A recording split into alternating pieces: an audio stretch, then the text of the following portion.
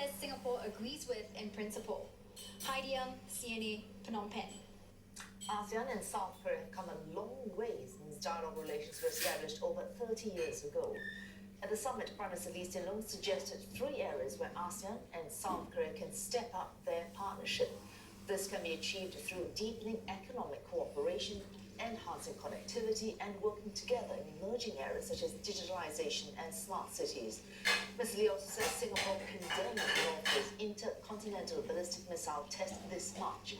And it is important for dialogue at the highest level and urged all parties to fulfill their commitments and refrain from actions that escalate tensions.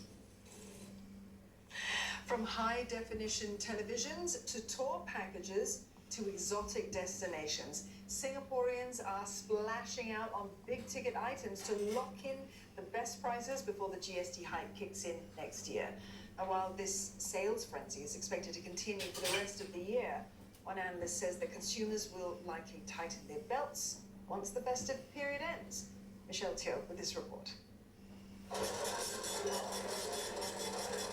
This electronics retailer says items like fridges, televisions, and washing machines are being snapped up quickly this sales season.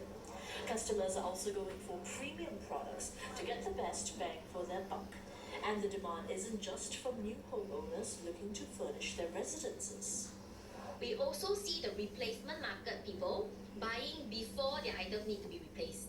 So for example, if they're expecting the GST hike next year, they are actually changing their TVs now, upgrading their appliances, like from their washing machines. If it's 6 to 7 years old, they will change it before it turns bad, before it spoils.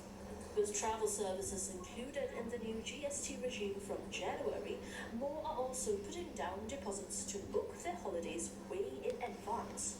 One tour agency says inquiries nearly tripled as compared to pre-pandemic levels, some happy to lock in prices now before packing their bags next year. Because of the pent-up demand, the number of flights this year is still insufficient to fulfill Singaporeans. So this pent-up demand will drag all the way to next year. That is what personally I look at the situation. Yeah, so because of the high demand, the prices of the air ticket is not likely to come down anytime very soon, okay, because of the demand. Yeah, and this situation might continue till at least third quarter of next year. Even then, one analyst warns that the consumption behavior now is a reflection of revenge spending and bargain hunting.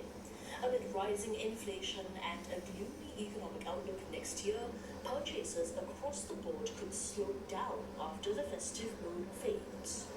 You will taper down after Christmas, or probably after Chinese New Year, where all the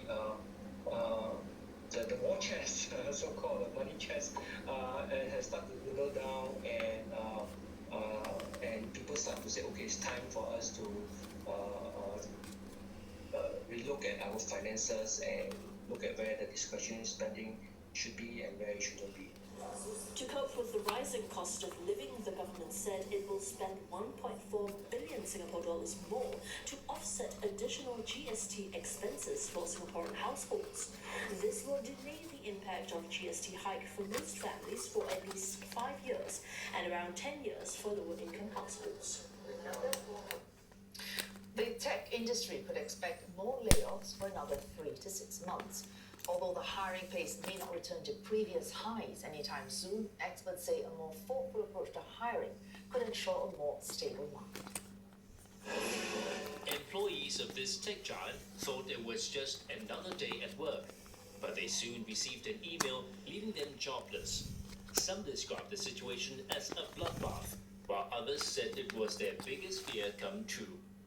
According to a document seen by CNA, over 100 people from Meta Singapore joined a long talent list seeking new jobs in the industry. Their roles ranging from software engineers to talent acquisition and sales. I think the information that we're hearing right now in the news about the tech companies laying off people is especially tough to hear since we've come out from a series of bull market runs. A lot of certain level of panic. Meta's actions follow a string of layoffs by tech giants such as Twitter, Amazon, and even C Group, Shopee's parent company.